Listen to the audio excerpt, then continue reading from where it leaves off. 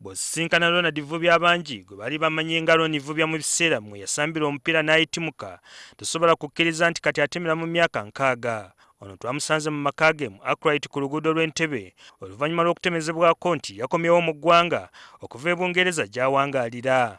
Ronald Vubya yayitimuka nnyo mu myaka gy'ekinaana mu biseera ttiimu ya Sports Club Villa gye yali asambira bwe yakolera ebyafaayo mu mupiira gwa Uganda. Ono era yasambirako ttiimu ya Uganda Airlines FC ng'akyali mu ssomero gye yava n'asambira Lufula FC nga tanneegatta ku Sports Club Villa. Ne tufominga ttiimu ya Lufula yali y'amaanyi nnyo ng'ejja n'ekuba ttiimu ze z'amaanyi mu golo tuyingidde Premier kati gimuyita Premier. Ne tuba nga twalimu abasambi bangi ng'abo Mapeera Atiku baani. Vubya agamba nti obumu bwe balina ng'abasambi ba Villa bwe bwayamba ttiimu n'abazannyi baayo mu kiseera ekyo okukola ebyafaayo.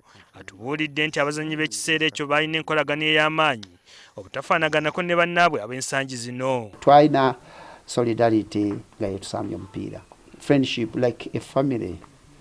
Yes, and Kawoya did a lot kuba Kawoya, despite people saying yagulanga mulogo bichi, but the guy was playing his games with people. He could do things. He could do nti yalina ebintu bye, we don't know. Nifite yatuwanga bintu tugenda na kino no.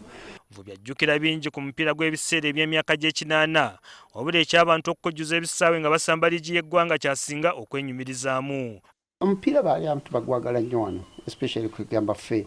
Pride yaffe yasemba nnyo mu bisaawe bya wano ebiseera ebyo kubanga ffe we never played in a playground nga teri full capacity, never. Atubuulidde nti eky'Abannayuganda okutandika okuwagira liigi z'ebweru kye kyabaviirako okukyawa omupiira gwa Uganda. Vubya agamba nti ebiseera ebyo KCCFC yatawaanyanga Villa wabula bwe batuukanga ku Express FC nga bamenya mu jjenje ekkalu. Yes, the only team challenge gye twayifunanga yalinga KCC.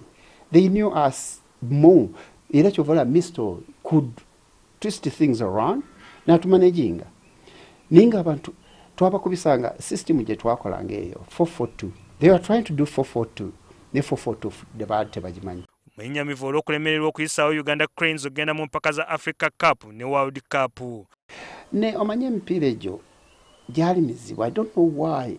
Ekyo ffenna tukyebuuza lwaki. We had good teams. We had good teams. Talents zaaliwo ennungi nnyo. Era ekyo kiyinza okusigala mu bulamu buno gane why didn't we achieve this? Vubya aliko abazannyi bagamba nti baali basukkulumu mu biseera ebyo. Paul Asule was our captain for a long time. Chirunda, even I really loved Chirunda.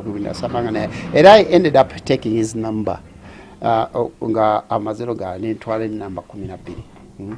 Kubanga that guy was so skilled.